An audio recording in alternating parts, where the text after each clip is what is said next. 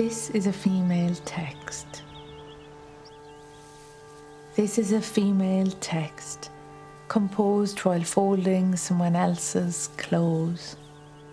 My mind holds it close and it grows tender and slow, while my hands perform innumerable chores.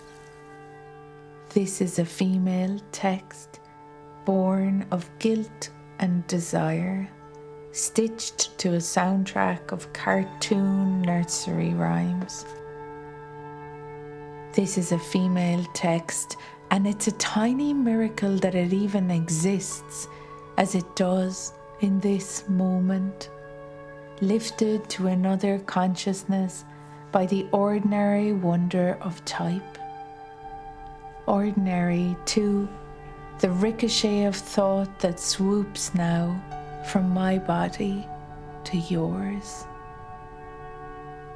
This is a female text, written in the 21st century.